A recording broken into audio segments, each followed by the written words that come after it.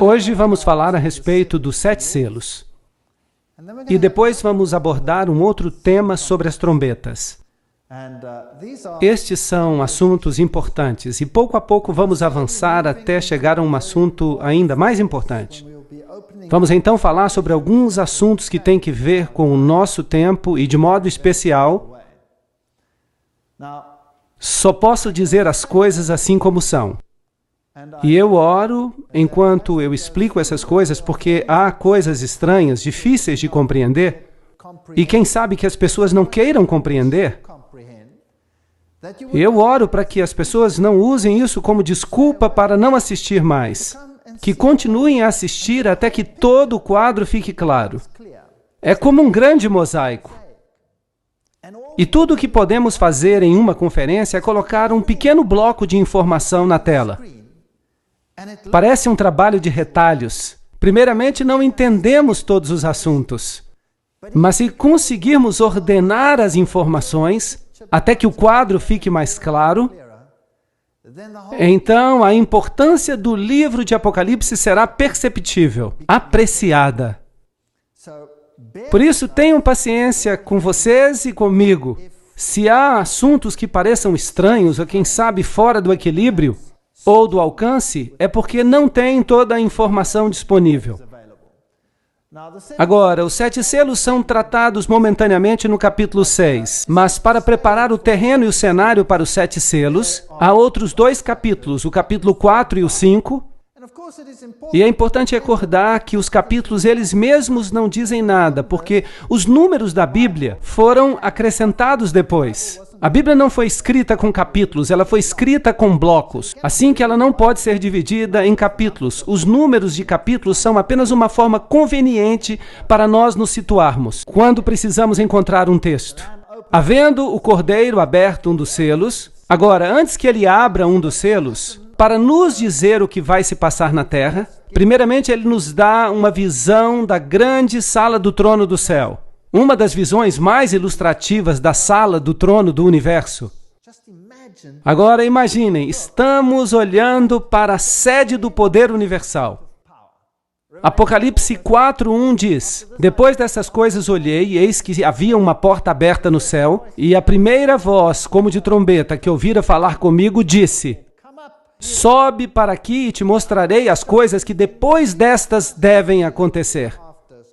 Assim que temos aqui uma visão profética. E logo fui arrebatado no Espírito, e eis que um trono estava posto no céu, e havia alguém assentado sobre o trono. Mas segundo a dureza do teu coração impenitente, entesouras para ti mesmo ira, e na manifestação do juízo de Deus, no dia em que Deus há de julgar os segredos dos homens por Jesus Cristo, Romanos 2, 5 e 16. E o que esse texto tem que ver com o grande trono? Bem, a sala do grande trono é a sede do rei do universo. E esse rei do universo é também o juiz do universo.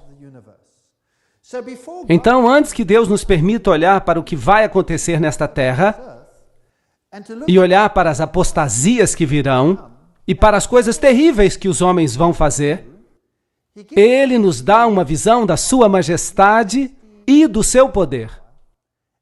E nos dá a visão de que, apesar de que pareça que o outro lado vai ganhar, é Deus quem está no controle.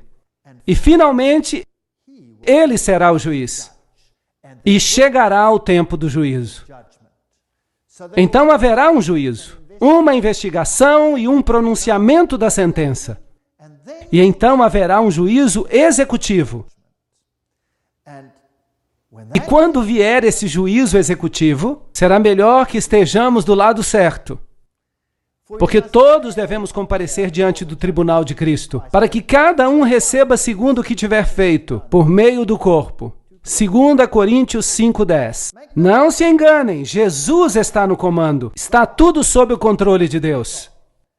Atos 17:31. Portanto, tem determinado um dia em que com justiça há de julgar o mundo, por meio do homem que destinou, e disso deu certeza a todos, ressuscitando-o dentre os mortos. Não se engane, Não tenha dúvidas. Jesus um dia vai pôr fim ao pecado. Apocalipse 4:3. E o que estava sentado era, na aparência, semelhante à pedra de jaspe sardônio, e o arco celeste estava ao redor do trono, e parecia semelhante à esmeralda. É inexplicável a glória que João viu, ali, na sala do trono de Deus. E ao redor do trono havia 24 tronos. 24 tronos ao redor do trono.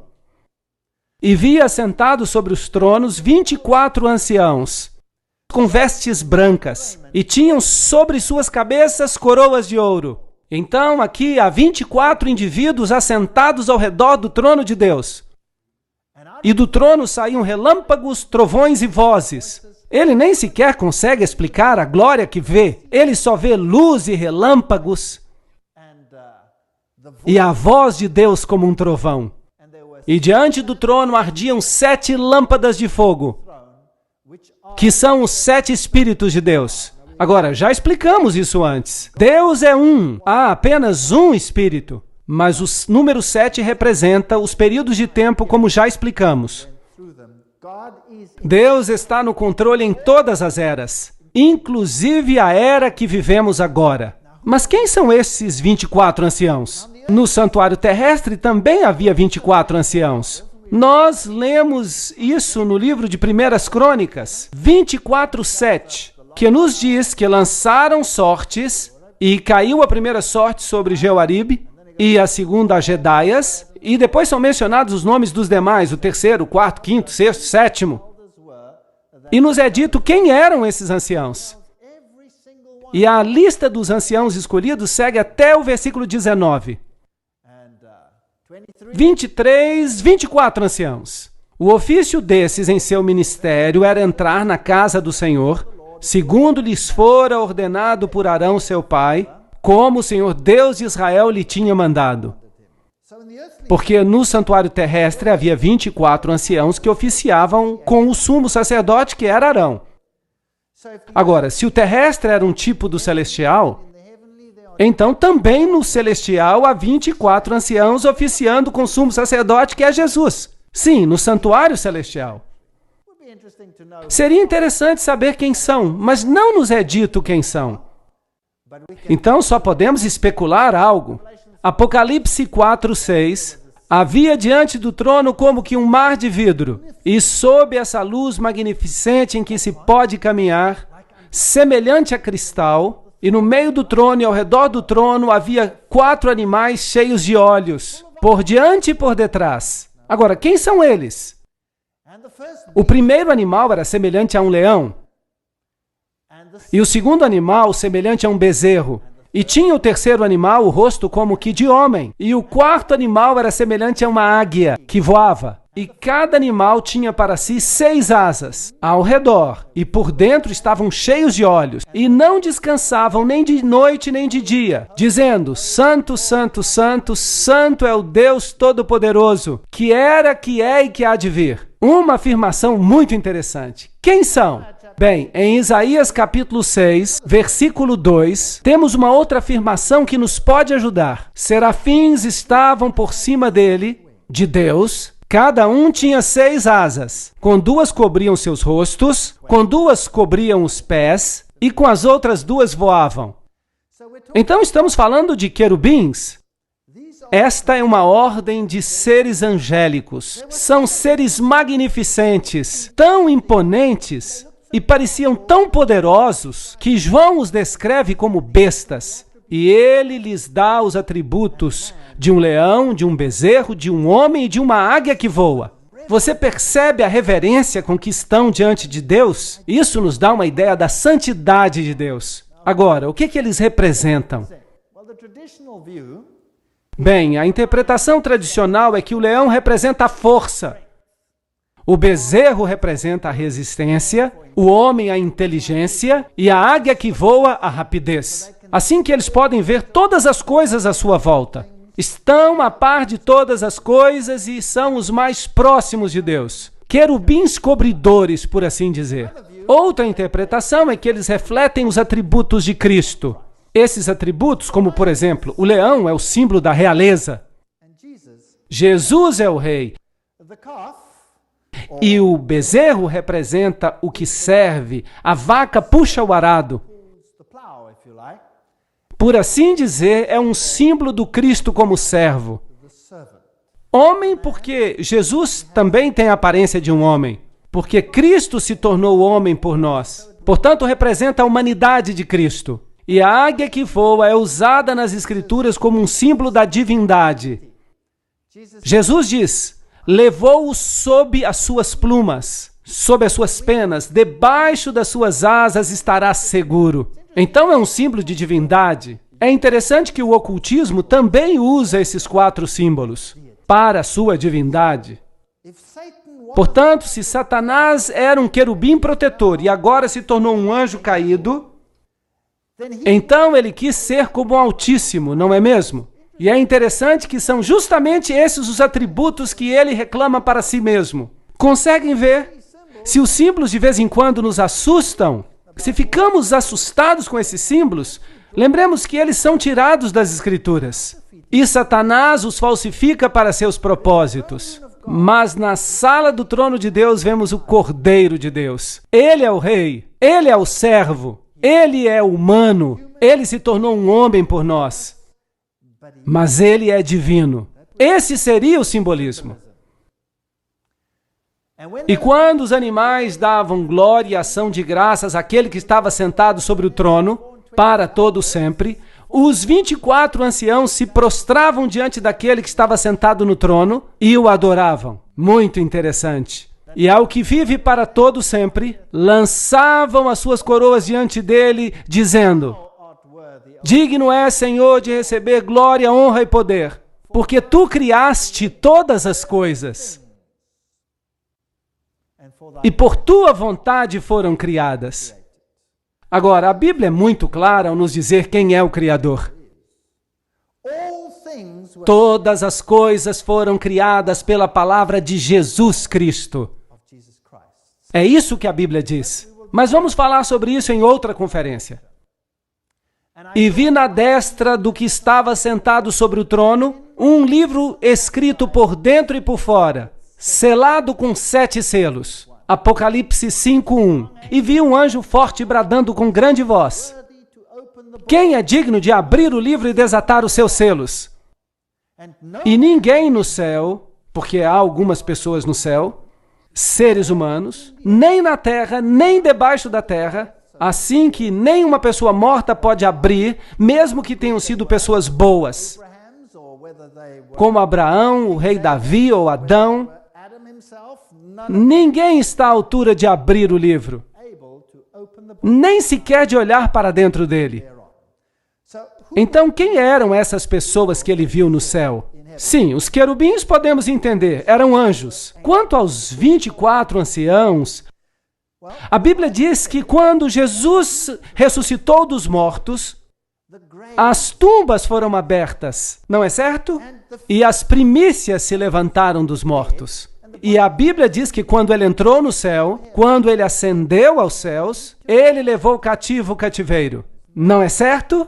Portanto, as pessoas que foram redimidas ao longo dos séculos ressurgiram dos mortos naquele momento e foram com Jesus para o céu. A Bíblia nos diz que há alguns indivíduos no céu. O Enoque, por exemplo, ele foi trasladado sem ver a morte. Foi levado para o céu. Não é assim?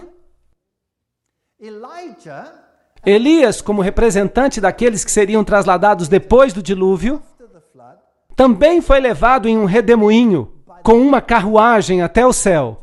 Não é verdade? Então Elias também está lá. E a seguir há um verso muito interessante no livro de Judas, no qual o arcanjo Miguel discute com Satanás acerca do corpo de Moisés. Assim que Moisés também teve uma ressurreição especial e foi levado ao céu. E é por isso que Elias e Moisés puderam aparecer no Monte da Transfiguração e apoiar a Cristo no momento da sua agonia, antes que passasse pelos momentos finais da sua vida. Então há várias pessoas no céu. E entre eles, obviamente, há 24 que servem no santuário celestial como os 24 anciãos. Quem exatamente são? Não sabemos. Podemos especular se Moisés vai ser um deles, ou Elias, ou Enoque, mas não temos outros nomes. Vamos vê-los um dia e então vamos saber quem eram. Mas é uma história interessante. Assim que o terrestre é uma cópia do celestial. Mas nenhum homem era digno de abrir os selos. Se um homem era suficientemente digno aos olhos de Deus para ter sido levado ao céu, isso não faria diferença, porque nenhum homem no céu, ou na terra, ou debaixo da terra, nenhum homem que já tenha vivido era digno de abrir os selos. Mas felizmente há uma solução. Apocalipse 5:4. E eu chorava muito porque ninguém havia sido achado digno de abrir o livro, nem de o ler, nem de olhar para ele. Agora, este documento encontrava-se selado com 7 selos. Nos tempos antigos, eles costumavam selar documentos. No tempo romano, os testamentos. E é claro que se ele não fosse aberto, então não haveria herança. Então, se nenhum desses selos for aberto, não vai haver herança. E nós estaremos perdidos para sempre. E é por isso que João chora. Mas se eles pudessem ser abertos, se o testamento pudesse ser lido e se houvesse uma execução do testamento, então poderíamos ser redimidos. E há somente um que deixou um testamento e vive para poder recebê-lo. Porque, geralmente, quando uma pessoa morre e deixa um testamento, ele passa a depender de outra pessoa para que o abra, não é verdade? Para executá-lo. E se o único que pode herdá-lo está morto, bem, então temos um problema, porque quem vai recebê-lo está morto, não pode recebê-lo mais. A não ser que ele seja Deus e, com certeza, tenha sido ressuscitado pelo próprio poder. Uau! Então, encontraremos isso. E me disse um dos anciãos, não chore, aqui está o leão da tribo de Judá, a raiz de Davi que venceu para abrir o livro e desatar os seus 7 selos. Assim que nem tudo está perdido. O Deus homem está ali. E olhei e eis que estava no meio do trono. Então, o que se supõe que seja? Se ele está no meio do trono, bem, então ele está assentado no assento da divindade. E dos 4 animais viventes e entre os anciãos um cordeiro, como havendo sido morto. E tinha 7 chifres. Um chifre representa poder, a sede do poder, o reinado por todas as eras. Ele é um rei. Se você olhar o livro de Daniel, vai descobrir que um chifre representa um rei, um reinado. E 7 olhos, ele vê através dos séculos, os quais são os 7 Espíritos de Deus enviados a toda a terra. E não só a uma parte dela. Verso 7. E veio e tomou o livro da destra do que está assentado sobre o trono. E havendo tomado o livro, os 4 seres viventes e os 24 anciãos se prostraram diante do Cordeiro, tendo todos eles harpas e salvas de ouro cheias de incenso, que são as orações dos santos. Então, as orações dos santos são representadas com incenso, e os méritos de Cristo fazem com que as orações dos santos sejam aceitáveis a Deus. Uma imagem maravilhosa que temos aqui. E música celestial enche o lugar do trono enquanto adoram o Cordeiro. E cantavam um cântico novo, dizendo: digno és de tomar o livro e lhe abrir os selos, porque foste, aqui está a resposta, morto, e com o teu sangue os compraste para Deus. Assim que os 24 anciãos que estão dizendo isso, eram humanos ou eram anjos? Devem ser humanos. Por quê? Porque foram redimidos, não está certo? Assim que sabemos que há seres humanos nos céus, neste momento, e foram redimidos, eles estão no céu porque para lá subiram no traslado das primícias, como dissemos antes. E há 3 pessoas que a Bíblia menciona por nome que foram trasladados, ou que tiveram uma ressurreição especial. Por isso nos redimiste, porque foste morto e com o teu sangue nos compraste para Deus, homens de toda tribo, língua, nação e povo. Isso desfaz todo tipo de exclusividade. Há alguns que creem que a salvação hoje é por nascimento. Já encontraram alguma pessoa que pensa assim? Pessoas que acreditam na salvação por nascimento dizem: eu pertenço à raça certa, ou eu pertenço ao grupo étnico correto, por isso vou ser salvo. Os judeus tinham essa teologia. E há muitos grupos hoje em dia que creem que serão salvos como consequência do seu estado especial. Há muitas crenças esquisitas, salvação por nome, salvação por chapéus, mas eu não vou falar sobre esses detalhes agora. Há gente que acredita que se tiver a roupa certa, então você será redimido. E se representam a si mesmos assim diante do mundo. Você não é salvo nem pelo seu nascimento, nem pelas suas roupas, nem pela forma com que você se adapta a esta ou aquela posição. Você é salvo por meio da sua relação com Jesus Cristo. É assim que você é salvo. Portanto, Ele é o que nos redime pelo seu sangue, de toda língua, tribo, povo e nação, a menos que nos gloriemos que o nosso grupo é melhor do que outro. E para o nosso Deus os fizeste reis e sacerdotes, e eles reinarão sobre a terra. Que texto fascinante! Nós reinaremos sobre a terra. E olhei e ouvi a voz de muitos anjos ao redor do trono, e dos animais e dos anciãos, e o seu número eram milhões de milhões. Então estamos falando de milhões, de milhares, que olhavam para o Cordeiro e diziam: digno é o Cordeiro que foi morto, de receber riquezas e sabedoria, força, honra, glória e ação de graças. Então temos essa visão inacreditável da cena do céu, que nos mostra que vai haver uma vitória final. E será de quem? De Jesus Cristo. Assim que não temos nada a temer. É Deus quem nos dá essa visão. E depois Ele muda sua ênfase para nos dizer o que vai acontecer na terra. E os dois estão em contraste, num contraste tão grande um com o outro, que até faz medo. E alguém talvez possa crer que o cristianismo vai ser derrotado nessa batalha. Sabiam que, aparentemente, a maior vitória de Satanás foi a sua maior derrota? Quando viu que Jesus estava pregado na cruz, pensou que estava triunfando com seu poder. Satanás tocou o seu sino de morte. E isso vai acontecer com a igreja cristã. A maior derrota, aparentemente, será convertida, graças aos méritos de Jesus Cristo, na maior vitória que o universo já viu. Não há sequer uma sombra de dúvida. Jesus está no comando.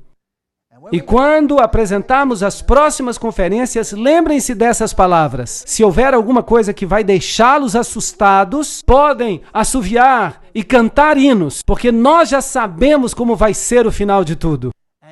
E ouvi toda criatura que está no céu e na terra, debaixo da terra e no mar, o símbolo de todas as nações, e a todas as coisas que nele há, dizendo ao que está sentado sobre o trono e ao Cordeiro, sejam-lhe dadas glória e ações de graça para todo sempre, pois será um reino universal e eterno. E os 4 animais, os querubins, diziam: Amém. E os 24 anciãos que foram redimidos, lembram-se? Prostraram-se e adoraram o que vive para todo sempre. Certo? Mudando da grande cena do trono, movemos-nos agora através da história para os cavalos do Apocalipse. Abrem-se então os selos. E havendo o Cordeiro aberto um dos selos, Apocalipse 6:1, ele viu alguém que cavalgava, um cavaleiro num cavalo branco, e saiu como vencedor. Agora, novamente, vamos passar pelos 7 períodos de tempo. E, obviamente, os períodos de tempo recapitulam o que vimos antes. quando falamos acerca das 7 igrejas. Porque as 7 igrejas nos falam acerca da natureza da igreja de Deus. Todos os seus feitos, pois Deus não oculta nada.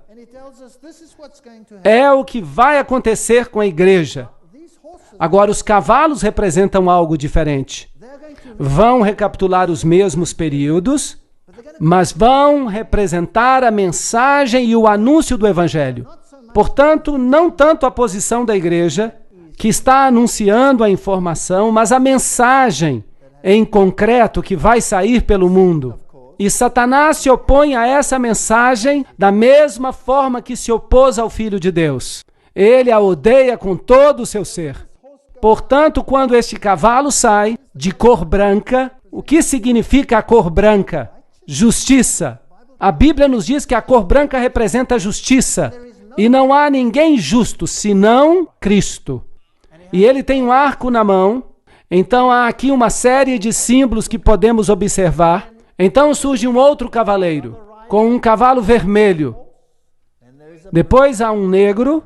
E depois há um cavalo com um cavaleiro morto. Então quem são estes cavaleiros? Apocalipse 6, 1 e 2. Havendo o cordeiro aberto um dos selos, e olhei, e eis um cavalo branco. E o que estava sentado sobre ele tinha um arco. Há uma pista. E foi-lhe dada uma coroa, outra pista. E saiu vitorioso para vencer. Então há uma guerra aqui. Há uma guerra. Você sai para vencer numa situação de guerra. Salmo 64, 7 nos dará uma pista. Mas Deus atirará sobre eles uma seta. Quem ferirá com seta? Deus. De repente ficarão feridos. Portanto, quem é o que tem o arco? É Deus. Acaso é contra os rios que estás irado, Senhor? É contra os ribeiros a tua ira? Ou contra o mar o teu furor? Visto que andas montado sobre os teus cavalos, os teus carros são salvação. Descoberto se movimentou o teu arco. Os juramentos feitos às tribos foram uma palavra segura. Tu fendeste a terra com rios. Abacuque 3, 8 a 9. Aqui temos uma boa pista agora.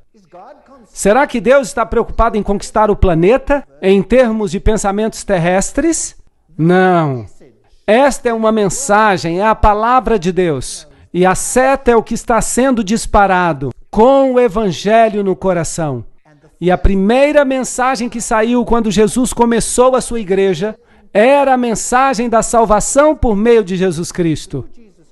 E saiu com poder e pureza, porque Deus tinha limpo por si mesmo um povo que estava disposto a representar a justiça e a verdade, a igreja primitiva.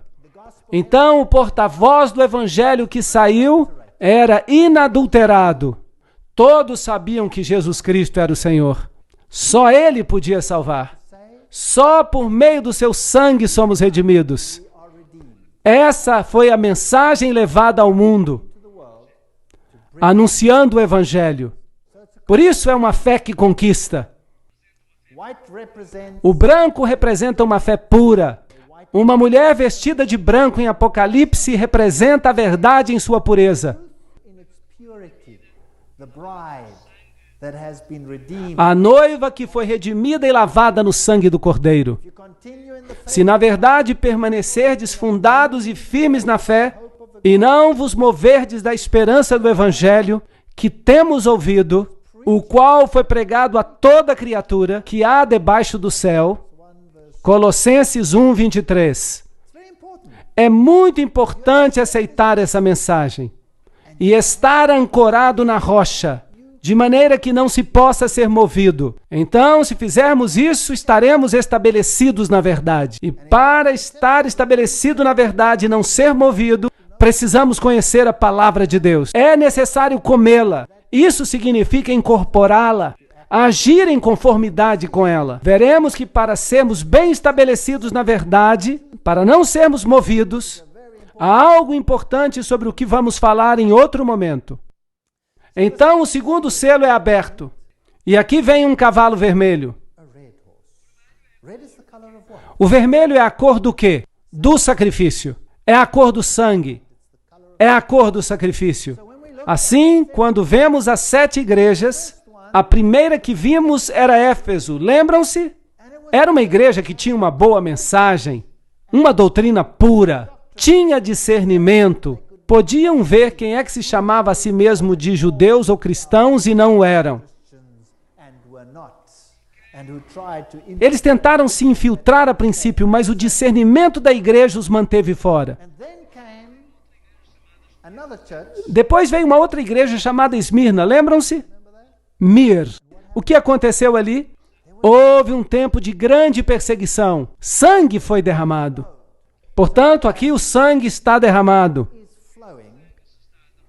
E a razão por que este sangue está sendo derramado é que Satanás está contra-atacando a mensagem do Evangelho. Ele está fazendo tudo o que está ao seu alcance para corrompê-la. Mas os que se mantêm fiéis aos princípios do Evangelho preferem morrer a dar-se por vencidos. E aqueles que não se mantêm fiéis aos princípios, o que farão? Começarão a fazer concessões. E o caminho das concessões vai se abrindo lentamente. E o Evangelho do cavalo vermelho sai. E saiu outro cavalo vermelho, e ao que estava sentado sobre ele foi-lhe dado retirar a paz da terra, para que matassem uns aos outros. E foi-lhe dada uma grande espada. Agora, o que é a espada? É a palavra de Deus. Então, este é o assunto, a palavra de Deus. Ela sai e diz uma coisa e isso causa guerra. E a guerra é dolorosa. A guerra leva à morte. Algumas pessoas se cansam desse processo. Então, a fé sangrenta é a que vemos a seguir. É o tempo de uma grande perseguição. A perseguição romana com Nero, da forma como já falamos antes quando tratamos da igreja. Então, cobre o mesmo período de tempo, até os tempos de Constantino, o imperador, quando a perseguição era o método para se livrar do porta-voz do Evangelho. E havendo aberto o terceiro selo, ouvi dizer ao terceiro animal, vem e vê. E olhei e eis um cavalo preto. E o que estava sentado tinha uma balança na mão. E ouvi uma voz no meio dos 4 animais que dizia, uma medida de trigo por 1 dinheiro, e 3 medidas de cevada por 1 dinheiro, mas não danifiqueis o azeite e o vinho. Esses são símbolos muito interessantes. Portanto, aqui há uma balança, e a cor é negra. Agora, a cor preta é obviamente oposta à branca, certo? Assim que alguma coisa está acontecendo que está tingindo a brancura do porta-voz do Evangelho, tornando tudo negro. Há algo que se torna muito escasso. Trigo e cevada. E depois há outra coisa que está com problemas. O vinho e o azeite. Agora, esses símbolos representam, todos eles representam o porta-voz do Evangelho. O trigo é um símbolo de Jesus Cristo. Jesus Cristo nasceu em Belém, Bethlehem, a casa de pão. Jesus diz, eu sou o pão da vida. Jesus é o pão vivente que desce do céu. Então o pão está com problemas e a cevada, que era a primeira colheita que ocorria em Israel, a colheita da cevada. De fato, a oferta de sacrifício movido era um feixe de cevada, que representava a ressurreição de Jesus Cristo. E o corpo de Jesus Cristo porta a voz do Evangelho. Então, o trigo e a cevada estão escassos. A mensagem evangélica da salvação em Cristo está sob opressão. Mas Deus continua trabalhando e Ele diz, não danifiqueis o azeite e o vinho. O que representa o azeite? É o símbolo do Espírito Santo. Era esvaziado do candelabro para que o mundo pudesse ter a luz da verdade. E o vinho é o símbolo da doutrina. Jesus disse, não se deita vinho novo em odres velhos. Não se coloca a grande mensagem da salvação num molde que não vai poder contê-la. Então, o vinho é um símbolo do Evangelho. Jesus também diz, eu sou a videira e vocês são os meus ramos. Ele é o que nos dá a vida por meio da sua mensagem do Evangelho.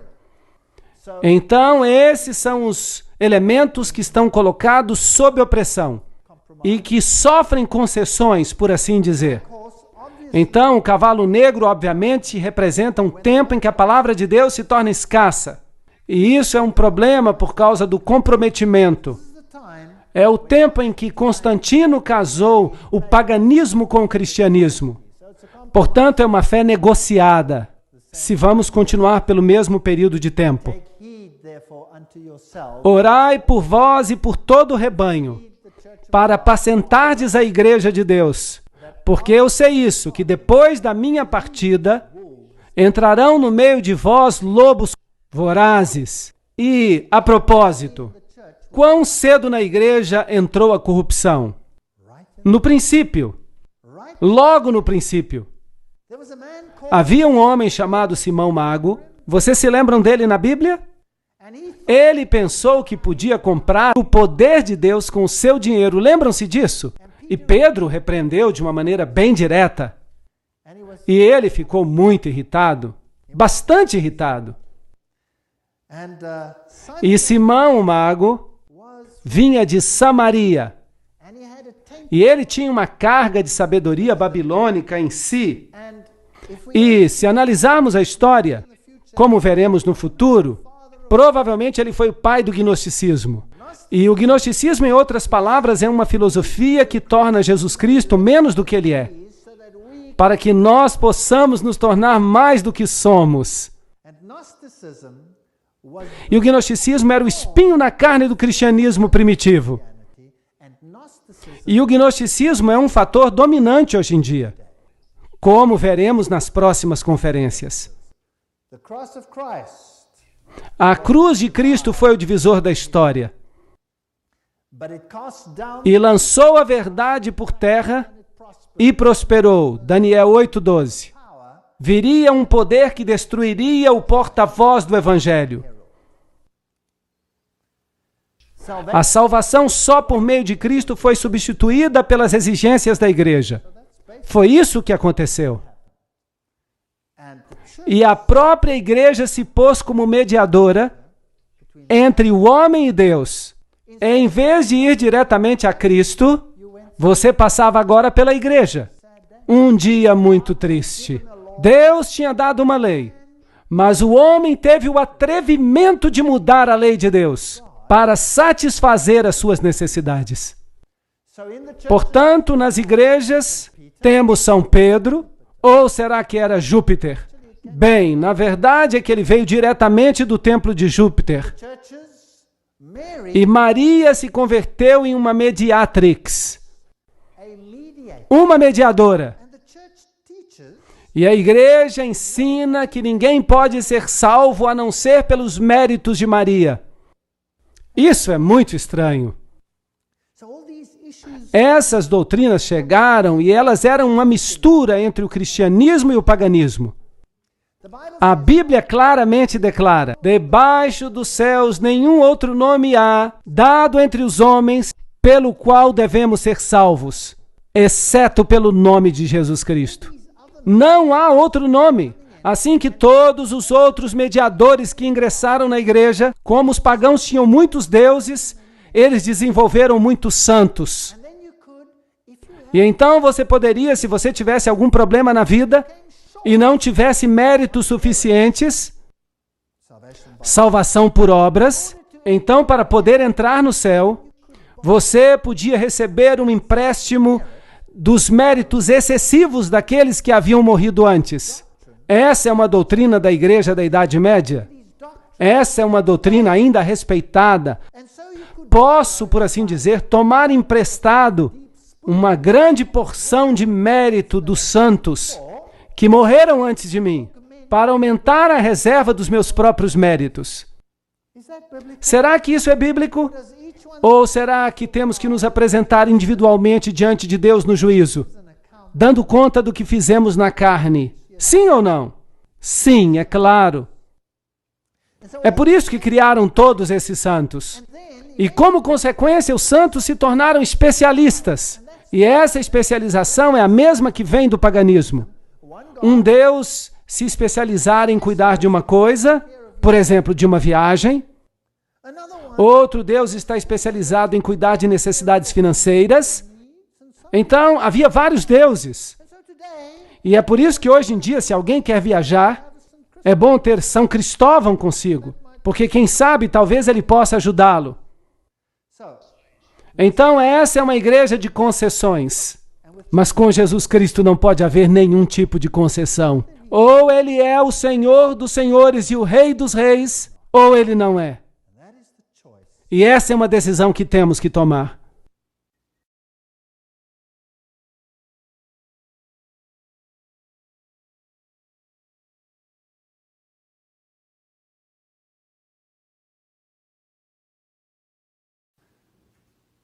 Enquanto vamos para a próxima parte da história dos cavaleiros em Apocalipse, chegamos a um cavalo pálido. Ele representa a morte. Assim que, obviamente, há uma mudança progressiva nesse tempo, quando o porta-voz do Evangelho se torna negro, conhecida como uma negociação da morte, o Evangelho morreu. A Bíblia diz claramente: não farás para ti imagem de escultura, nem nenhuma semelhança do que há em cima nos céus, ou embaixo na terra, ou nas águas que há na terra. Não te encurvarás a elas, nem as servirás. Êxodo 20, 4 e 5. Um texto problemático dos 10 mandamentos. E que tal então removê-lo e atirá-lo ao lixo?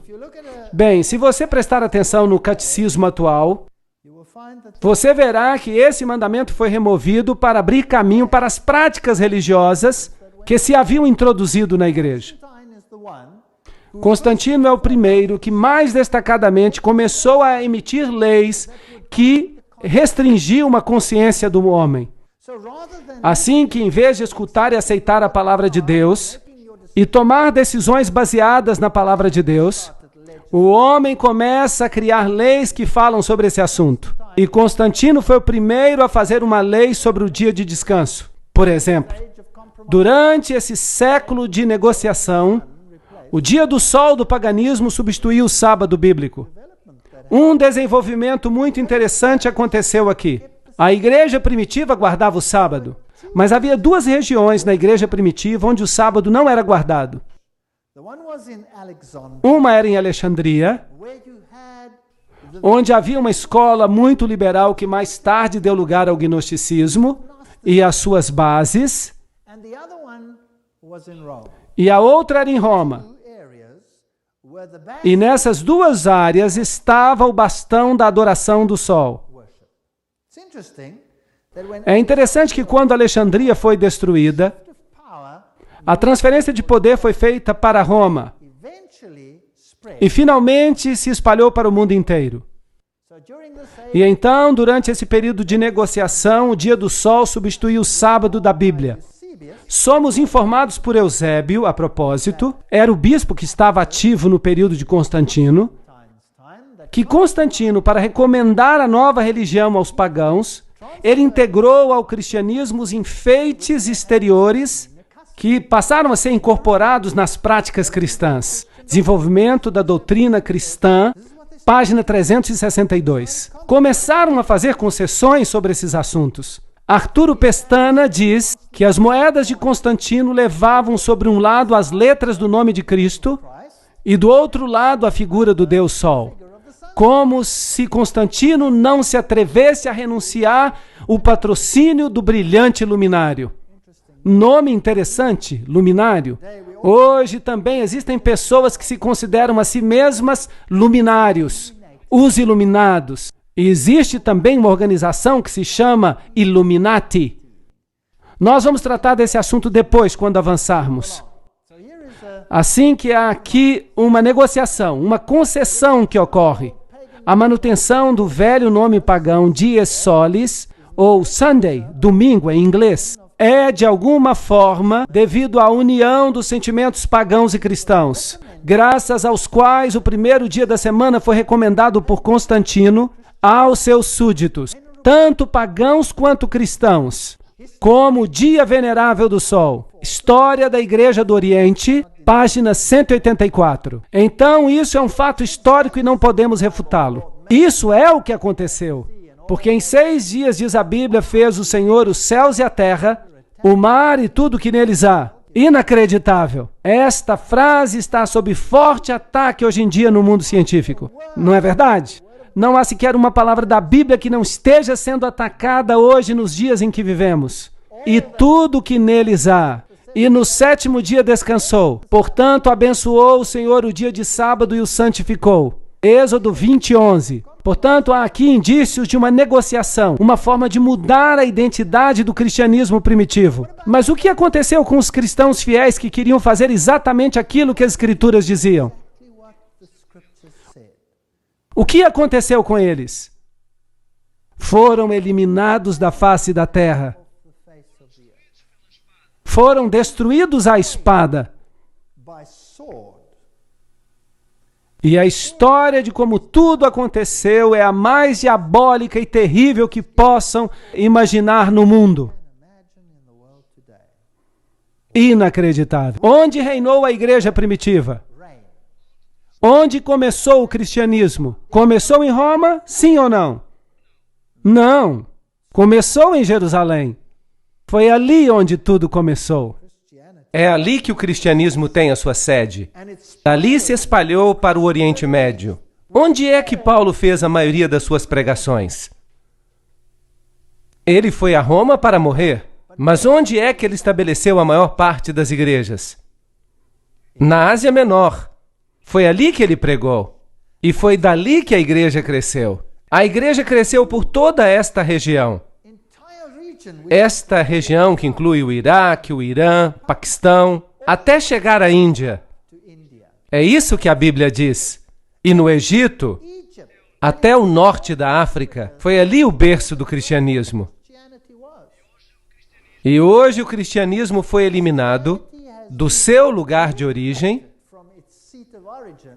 e foi substituído por uma religião inteiramente diferente que nega Cristo e a sua divindade. É um pensamento interessante. Vamos voltar a isso mais tarde. E abençoou Deus o 7º dia e o santificou, porque nele descansou de toda a sua obra que criara. A Enciclopédia Católica nos diz: a igreja, depois que mudou o dia de descanso do sábado judeu, ou o 7º dia da semana, para o primeiro, fez com que o 3º mandamento se referisse ao domingo, como dia de guarda, santo, o dia do Senhor. Enciclopédia Católica, volume 4, página 153. Bem, por que o 3º mandamento? Por que não o 4º, como estava na Bíblia? Porque eles haviam removido o 2º mandamento que dizia: não farás para ti ídolos. Agora, fazer isso não é manipular a palavra de Deus? Não é reescrever a Escritura? Com certeza. Assim como não apenas tiraram de Deus a sua autoridade, porque ele diz: lembra-te do 7º dia, porque eu sou o teu Criador. Eu te fiz. Tiraram essa autoridade e disseram: não, eu é que vou decidir quando é que vais fazer. Eu sou a nova autoridade na tua vida. Portanto, isso não é uma questão de dias, é uma questão de autoridade. Quem tem autoridade? O que faz a lei é que tem autoridade. O que muda a lei é quem tem mais autoridade do que aquele que veio antes. Estou certo ou errado? Então há aqui um poder que diz que tem mais autoridade do que Deus. É uma questão de autoridade. Não se metam com Deus. Os sacerdotes violentam a minha lei e profanam as minhas coisas santas, não fazem diferença entre o santo e o profano, nem discernem o impuro do puro, e dos meus sábados escondem os seus olhos, e assim sou profanado no meio deles. Ezequiel 22, 26. Esta é uma declaração muito interessante. Então eles profanam o sábado, não fazem diferença entre o limpo e o imundo. Espere aí. Por acaso ensinam hoje que não há diferença, que não há nenhuma diferença? Será que isso é correto? Olhem, se vocês observarem a Nova Versão Internacional, ela diz que Jesus declarou que todas as coisas agora são limpas. Então, a Nova Versão Internacional diz, mas a antiga versão inglesa, a King James, não diz isso. Vamos analisar esse assunto mais tarde, porque é complicado fazê-lo agora. Assim, o cavalo negro representa esse tempo de negociação, de concessão. As coisas estão mudando, e quando chegamos a 538 depois de Cristo, há um decreto que um certo poder, isto é, o bispo de Roma, tem poder para se tornar o corretor dos hereges. Isso significa que ele se tornou autoridade sobre a consciência do homem. Interessante, não? Não era Deus, o homem assumiu a sua posição. E uma vez que o homem usurpa a autoridade de Deus, então o evangelho está morto. Porque a minha Bíblia diz que não há outro nome pelo qual você possa ser salvo. E a minha Bíblia diz que não há outro nome, que não há outro mediador, exceto Jesus Cristo, o homem. E a minha Bíblia também diz que se alguém pecar, temos um advogado. E esse advogado é Jesus Cristo. Mas agora, nós temos aqui um outro advogado. Temos que ir a uma outra parte para encontrar perdão. E há alguém aqui que diz o que é certo e o que é errado. E isso vai contra a palavra de Deus. Isto é problemático. E havendo aberto o quarto selo, olhei e eis um cavalo amarelo, e o que estava sentado sobre ele tinha por nome Morte, e o inferno seguia. O Hades, a tumba. Essa é uma história triste de como a mensagem do Evangelho da Salvação foi levado ao ponto da morte. E foi-lhe dado o poder para matar a quarta parte da terra. Portanto, esse poder tira o porta-voz do Evangelho e controla uma quarta parte da terra. Agora, esse é um ponto muito importante. Que denominação cristã controlou a quarta parte do mundo? Com espada, para matar com espada. Essa é uma palavra nova. Não é uma espada literal. E com a fome. Fome de quê? Há uma escassez na terra de quê? Da palavra de Deus. Será que a igreja da Idade Média tirou a palavra de Deus? Sim ou não? Será que proibiram a Bíblia? Tornou-se um pecado mortal ter a Bíblia e lê-la? Sim ou não? Sim, a história prova esse fato. Eu não estou atacando ninguém. Eu estou falando de um sistema. O que há por trás desse sistema? Há muitas e muitas pessoas queridas que estão famintas pela verdade em todas as religiões do mundo. E creio que muitas delas, Deus as reconhece como suas, porque elas estão vivendo segundo a luz que receberam. Assim, não devemos julgar as pessoas.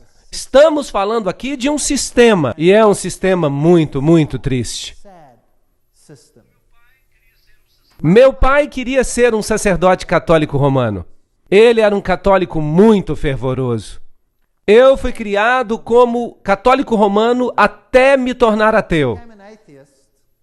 Mas voltei a ser católico outra vez. E quando descobri a Bíblia, percebi que havia ali muitos assuntos que não eram bíblicos.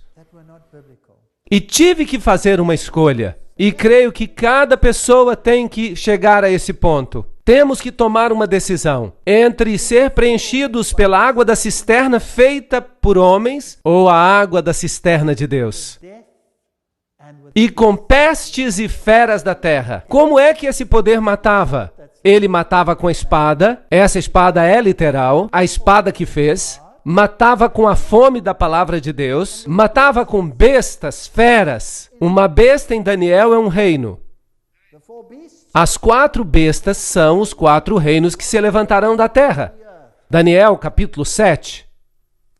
Então matava também com poderes políticos? Por acaso a igreja da Idade Média fez isso? Sim ou não? Com certeza. Tomemos o caso dos valdenses, que foram destruídos da face da terra. O mesmo com os albigenses na França. A primeira aliança entre a Europa e Roma foi com os francos. Clovis tornou-se o imperador campeão desta causa, e qualquer oposição foi aniquilada. E o evangelho morreu. O homem tomou a posição de Deus. Portanto, os novos cristãos, em seus pensamentos e hábitos, eram iguaizinhos aos pagãos. A sua entrega à igreja não acabou com o paganismo. Pelo contrário, massas de pagãos se batizaram. Isso significa que o paganismo estava sendo diluído na nova energia moral do cristianismo, que foi neutralizado até o ponto da impotência. Séculos da cristandade, uma história concisa, página 58. A história atesta esses fatos. E, infelizmente, não posso mudar isso. Não fui eu que inventei isso. Só estou dizendo que fala o livro de Apocalipse sobre esses assuntos. A fé havia morrido. E o formalismo tomou o lugar da fé simples. A confiança em Deus, no Espírito de Deus. Sabiam? Quando eu era católico, eu me sentava na igreja e sabia que, de acordo com os ensinos, a hóstia ficava no tabernáculo, no sacrário, e ela era Deus. E eu podia orar a ela. E eu ficava sentado ali dizendo: por que não me respondes? Por que não posso trazer os meus problemas a ti, falar contigo como a um amigo? Tudo isso é ritual. Se você quer se comunicar com Deus, tinha que dizer 10 Ave-Marias, 10 Pai Nossos, 10 Ave-Marias, um Pai Nosso, e rezar através de todo o rosário e fazer no fim uma confissão de fé. E se não conseguir alcançar a graça, faça tudo de novo. Outra vez, mais uma vez. E quanto mais você fizer, melhor. Isso é comunicação com alguém? É assim que você falaria com alguém que o ama? Sabem, o homem tem uma fome de se comunicar com Deus. O homem tem fome de tocar e sentir a mão de Deus. Mas foi roubado dessa beleza, da simplicidade de se comunicar com Deus. Orar não é trazer Deus até nós. Orar é ser elevado até Deus. Isso não é maravilhoso? O sentido de ser elevado. Não somos deixados aqui embaixo com todos os problemas do mundo, sem solução. Quando Deus se encontra ao alcance de uma oração. Sim, nós podemos lhe dizer: Senhor, eu tenho um problema. Posso me aproximar de ti? Tenho certeza que o Senhor se inclinaria e ouviria cada palavra que nos preocupa. Podemos levar os problemas grandes e os problemas pequenos diretamente a Deus. Não precisamos de ninguém mais. Esta é uma verdade linda. E quando a descobrimos, não importa o quão glorioso e pomposo o resto seja. Sem amor não há nada. O que diz Salomão? Prefere viver no canto de um eirado? Ou é melhor ter uma casa cheia de sobras de repolho? Uma casa cheia de boa comida sem amor? Não faz sentido. É preferível ser pobre e ter amor do que ter todas as riquezas e estar com tristeza. Não há nada demais em ser rico. Deus abençoa alguns ricos também. Mas é o amor ao dinheiro que é a raiz de todos os males. Se o amor ficar de fora, então temos um problema. Então, uma união da igreja e do Estado ocorreu. Os governos receberam autorização de impor doutrinas. O cristianismo se tornou uma religião estabelecida no Império Romano e tomou o lugar do paganismo. O cristianismo, como ele existiu na Idade Média, podia ser definido como um paganismo batizado. História do século II, capítulo 2, seção 7. Essas são declarações feitas pelas próprias igrejas. Elas mesmas disseram que o Deus Pan não estava morto, mas batizado. Então, o paganismo governa o mundo hoje em dia. E há uma elevação do sacerdote humano. É a coisa mais diabólica que já aconteceu na história da raça humana. Sabiam disso? Alguns homens foram escolhidos para controlar a consciência dos outros. Temos o mesmo problema ainda hoje. Alguns creem que porque estudaram teologia, têm o direito de controlar a consciência. Alô? Cada um de nós é responsável por si mesmo diante de Deus. A Bíblia não ensina nada disso, a não ser que se mude a Bíblia.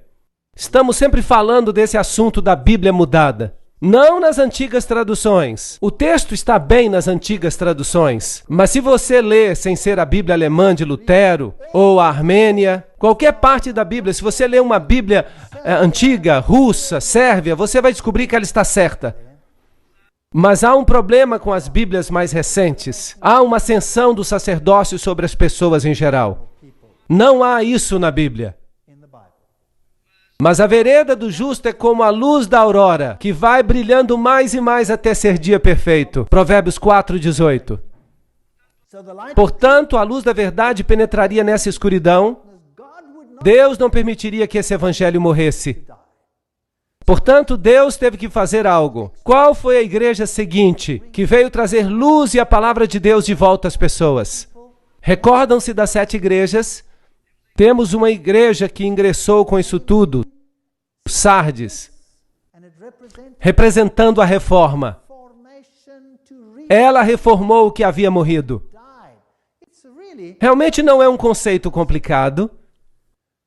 E havendo aberto o 5º selo, vi debaixo do altar as almas dos que foram mortos, por amor à palavra de Deus e por amor ao testemunho que deram. E clamaram com grande voz, dizendo: Até quando, verdadeiro e santo dominador, não julgas e vingas o nosso sangue e dos que habitam sobre a terra? Agora, será que essas são almas literais debaixo do altar? Então haveria muita gente nesse lugar. Ou será que isso é o sangue de todos os santos que está a clamar a Deus? Quando vais fazer alguma coisa em relação a isso? Eu acho que esta é a imagem que está sendo dada aqui. Sim, aqueles que morreram pela fé, todos aqueles que foram destruídos, mas criam, clamavam a Deus. E foram dadas a cada um compridas vestes brancas, e lhes foi dito que as usassem, por um pouco de tempo, até que se completasse o número de seus conservos e seus irmãos que também haviam de ser mortos como eles. Deus diz: eu estou no comando. Vai ficar pior. Mas esperem até que todos ao longo da história, aqueles que têm ainda que morrer pela fé, estejam conjugados, então o reino virá. Portanto, esses foram os instrumentos de tortura que foram usados, mas nada impede o anúncio do evangelho. Sabiam que alguns desses instrumentos de tortura continuaram a ser usados até 1974? Muito interessante. Franco, na Espanha, usou esses instrumentos de tortura ainda na década de 70. Amados, procurando eu vos escrever com toda diligência acerca da salvação comum, tive por necessidade escrever-vos e exortar-vos a batalhar pela fé que uma vez foi dada aos santos. Não se dê por vencido, porque se introduziram alguns sobre quem já havia sido escrito antes, homens ímpios que convertem em dissolução a graça de Deus e negam a Deus, único dominador e Senhor nosso Jesus Cristo. Judas, versos 3 e 4. Incrível! Mesmo ali na igreja primitiva houve corrupção. E a quem negaram? A Jesus Cristo. O único Senhor deles e nosso Senhor Jesus Cristo. Portanto, uma mudança já havia ocorrido naquela igreja primitiva. Um problema muito sério. E vamos ver o que fizeram, porque vamos entrar nos detalhes e ver como isso nos afeta hoje. Porque essas pessoas inteligentes fizeram a mesma coisa conosco. E nós nem sequer o sabemos. Não é triste? Portanto, Deus quer que saibamos como os estratos sucessivos da terra que cobrem uns aos outros, Assim, camada após camada de falsificações e fabricações se acumularam na igreja. Não somente doutrinas falsas que elevavam o homem acima da divindade, mas também manuscritos falsos que corrompiam a palavra de Deus. Mas tivemos os valdenses. E de onde conseguiam seus manuscritos? Eles conseguiram da igreja da Síria, desde o berço do cristianismo. Não os conseguiram de Roma. Eles permaneceram com as escrituras através dos séculos. É interessante que as nações que apareceram nessas áreas altas, elas tinham essas escrituras.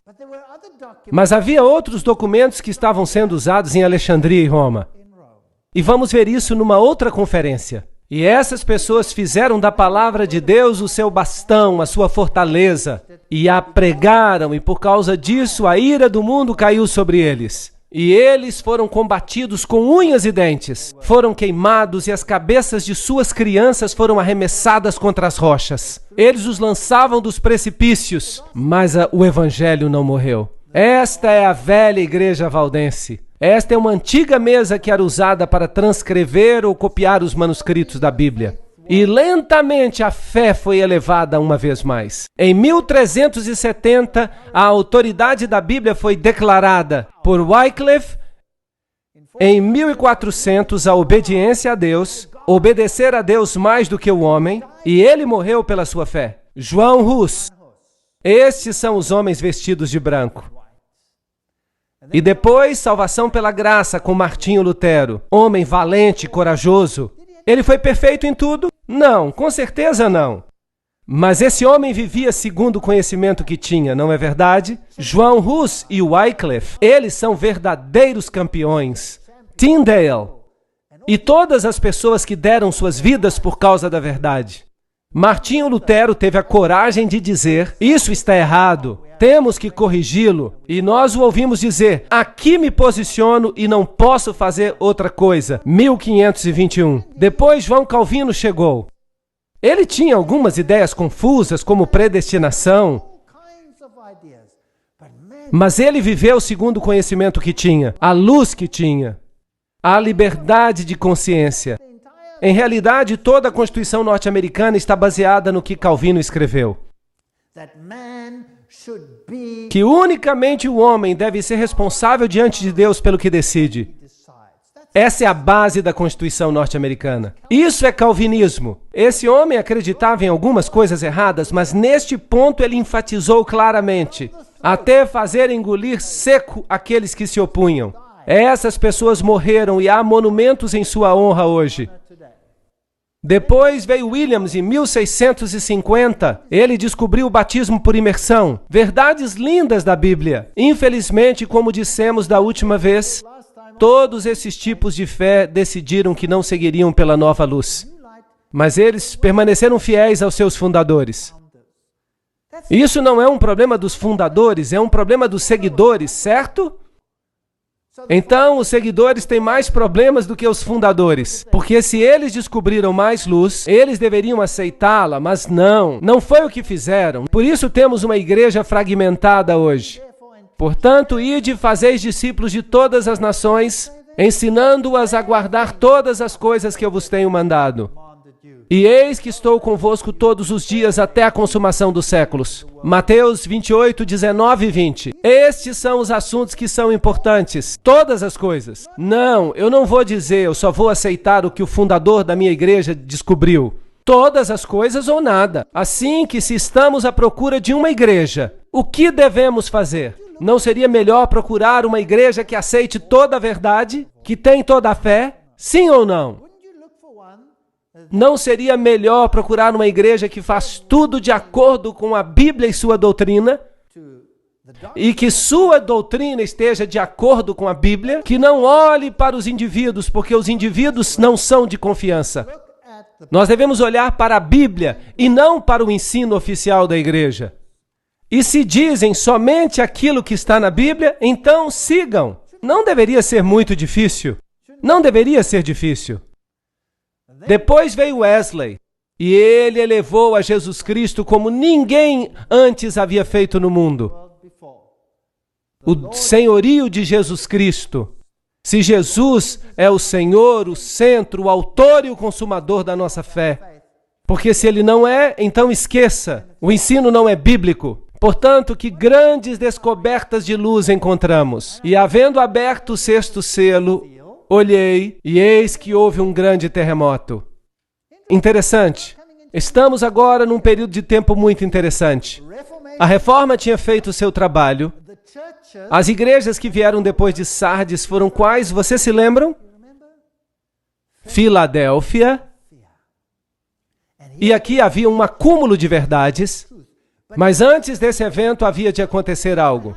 E havendo aberto o sexto selo, olhei, e eis que houve um grande tremor de terra. E o sol se tornou negro, e a luz se tornou como sangue, e as estrelas do céu caíram sobre a terra, como a figueira quando lança de si os seus figos verdes, abalada por um vento forte. Apocalipse 6, 12 e 13. Esses são sinais celestiais que aconteceram. Aconteceram ou não? Com certeza. Marcos diz a mesma coisa, capítulo 13, 24. Ora, naqueles dias depois daquela aflição, essa terrível perseguição na qual os filhos de Deus foram quase que exterminados da face da terra, na Idade Média, por meio da Inquisição, e os 30 anos de guerra, e a Guerra dos 100 anos, e a Noite de São Bartolomeu, e os huguenotes sendo exterminados. Depois de tudo isso, veio a luz. Depois daquela aflição, que terminou aproximadamente em 1798, e vamos falar dessa data novamente em outro momento, o sol escurecerá e a lua não dará sua luz.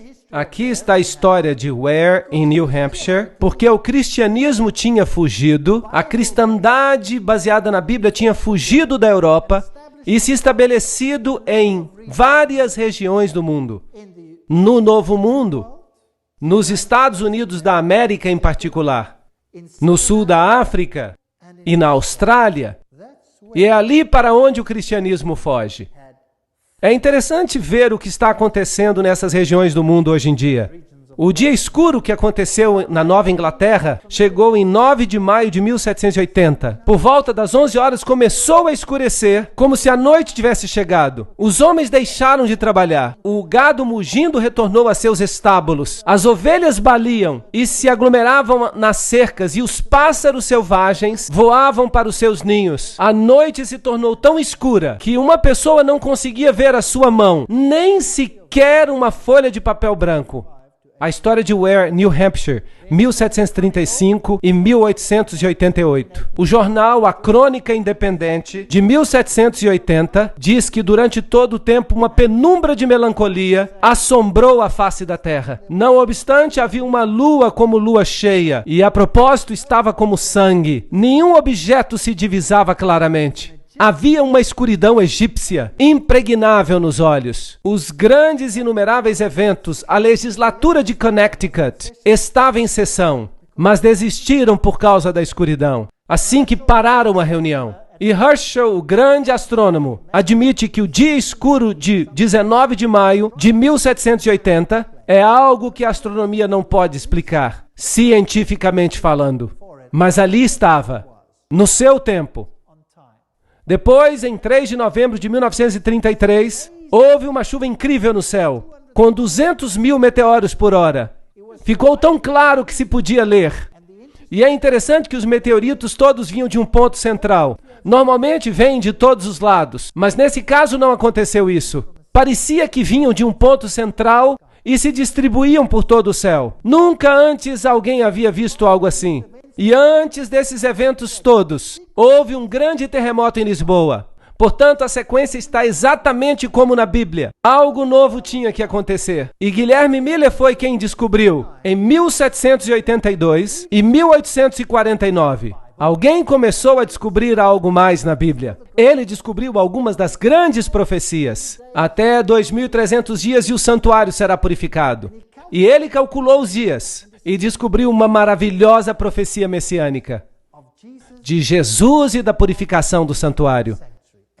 E ele pensou, uau, significa que Jesus virá outra vez. E ele começou a pregar que Jesus regressaria em 1844, porque ele pensava que a purificação do santuário queria dizer a purificação da terra. Mas, obviamente, Jesus não veio em 1844. Portanto, em 1840, havia um grupo de crentes que se chamava Adventistas. Agora, eles não eram adventistas do sétimo dia, eram apenas adventistas, pessoas que acreditavam na breve volta de Jesus. E eles vinham de várias denominações cristãs dessa área. Havia batistas, metodistas, presbiterianos, havia de várias denominações. Mais de 200 ministros de várias igrejas acreditaram nesses estudos e fizeram ressuscitar as profecias. Mas é claro, isso não ocorreu. Pelo menos não ocorreu aquilo que esperavam, a segunda vinda de Cristo. Mas Guilherme Miller se tornou o porta-voz para o restabelecimento da profecia e do papel da profecia na história cristã. Assim que todas essas grandes verdades regressaram ao pensamento cristão. E depois, é claro, uma restauração final aconteceu, abarcando todas as verdades. A lei de Deus, a doutrina sobre a morte e o inferno, e todas essas coisas. Como devemos viver, quais são os parâmetros que Deus requer de nós. Todas essas coisas começaram a ser restauradas, porque certamente Deus não terminaria esse processo sem que a luz resplandecesse sobre o seu povo, para abrir todas as verdades que tinham estado perdidas. A verdade tinha que ser restaurada. E depois Cristo viria. Jesus disse, se me amais, guardareis os meus mandamentos. João 14:15. Aquele que diz que me ama e não guarda os meus mandamentos é o quê? Mentiroso. E a verdade não está nele. Não é por acaso que existem tantos grupos que dizem que os mandamentos foram abolidos. Existem ou não? Sim, que foram cravados na cruz. Mas Jesus diz que a lei nunca passará. Os céus e a terra hão de passar, mas nem um jota nem um tio será removido da lei, até que todas as coisas sejam cumpridas. Certamente que o senso comum tem que saber que se as pessoas guardassem a lei de Deus, todos poderíamos nos desfazer de nossas chaves. E todos os jovens, senhoras e mulheres, poderiam caminhar até nas ruas mais escuras deste mundo, sem medo, se todos guardassem a lei de Deus, não é verdade? Portanto, se a lei de Deus vai ser um assunto no final dos tempos, depois que esse sistema teve o descaramento de mudá-la. Incrível! Dizer que são maiores e mais poderosos do que Deus. Mas eles em vão me honram, ensinando doutrinas que são preceitos dos homens. Mateus 15:9. Quando o homem se eleva a si mesmo a uma posição acima de Deus, então saiba que Deus vai agir. E chamar-te-ão reparador de brechas e restaurador de veredas, se desviares o teu pé do sábado e de fazer a tua vontade no meu dia, e se chamares o sábado deleitoso e santo dia do Senhor, digno de honra, haveria uma restauração de brechas dos muros, o muro que deveria nos proteger do mal. A lei não foi feita para restringir-nos, ela foi feita para nos proteger, como um pai de amor e uma mãe que colocam os seus braços ao redor dos seus filhos, fazendo regras para os proteger. Era para chamarmos o sábado de uma delícia, não uma carga. Os judeus tinham feito do sábado uma carga. Eles colocaram uma série de restrições sobre o sábado. Era um fardo guardá-lo. Quem podia ser feliz se não tinha permissão nem para caminhar, visitar os seus entes queridos? Assim que foi necessária uma restauração do espírito da lei e da fé na palavra de Deus. O Apocalipse de João nos revela todas essas coisas, assim como elas se desdobrariam. E vi outro anjo voar no meio do céu e tinha o evangelho eterno para o proclamar aos que habitam na terra e a toda nação e tribo e língua e povo, dizendo com grande voz: temei a Deus e dai-lhe glória, porque é vinda a hora do seu juízo. e adorai aquele que fez o céu, e a terra e o mar, e as fontes das águas. Apocalipse 14, 6 e 7. O evangelho eterno, tinha que ser restaurado. Os judeus se apoiavam na obediência à lei, e eles crucificaram a Jesus na cruz. E os cristãos se apoiam nos méritos de Jesus, e o fincam e a sua lei na cruz. Os dois lados estão vendo só uma parte do assunto, correto? A lei e o evangelho andam juntos. Se você quer escolher a Jesus como seu Salvador, tem que se preparar para aceitá-lo como seu rei, certo? E um rei é um regente. E um regente, como o nome diz, tem regras, sim ou não? Sim. E o que há de tão difícil em amar a Jesus? O suficiente para guardar os seus mandamentos. Não é assim tão difícil. Se eu amo minha esposa com todo o meu coração e com toda a minha alma, eu vou querer outra? Claro que não. E se eu penso nas consequências que eu poderia causar, a dor e o sofrimento, valeria a pena? Eu creio que não. O mesmo se passa com Deus. Se eu amo a Deus de todo o coração e de toda a alma, vou querer servir a Ele ou ao outro? Não, não vou servir a outro, porque os outros são inúteis, não podem me salvar, não podem fazer nada por mim. Ainda que por um motivo egoísta, é melhor ficar com Deus, porque a lei faz sentido então. Portanto, há aqui uma mensagem que diz: Deus é o Senhor, mas o que ensina o mundo? Que você é o produto da evolução, que veio de uma rocha. É isso que eles dizem. Sim.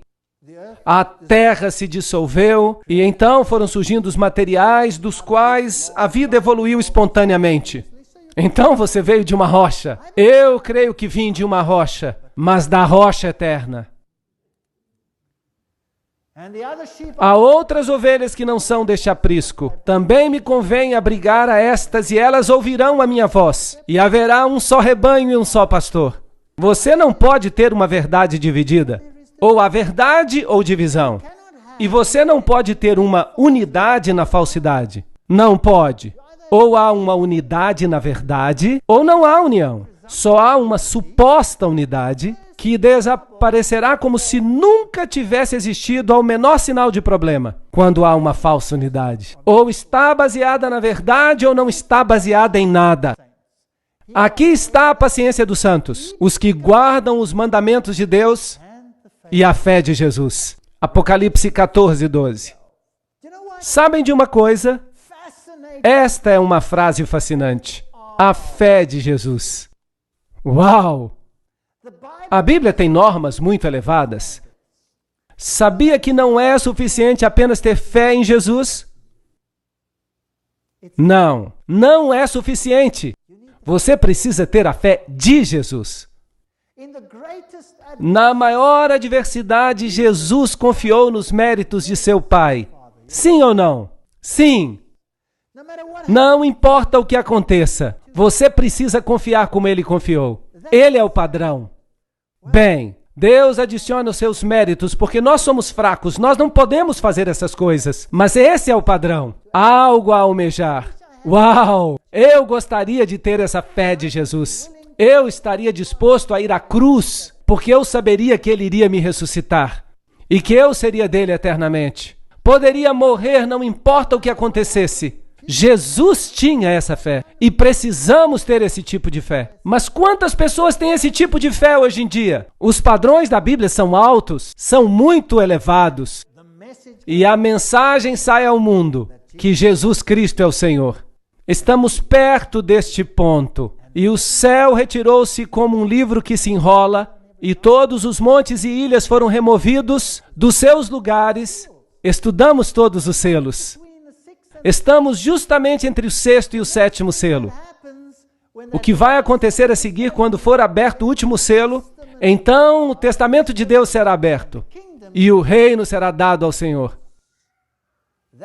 Isso significa que Jesus tem o controle do planeta e Ele virá outra vez.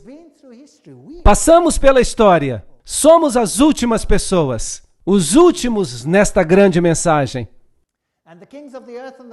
E os reis da terra, os grandes, os ricos, os tribunos e todos os poderosos se esconderão nas cavernas das rochas e das montanhas, dizendo aos montes e aos rochedos: caí sobre nós e escondei-nos do rosto daquele que está sentado sobre o trono e da ira do Cordeiro.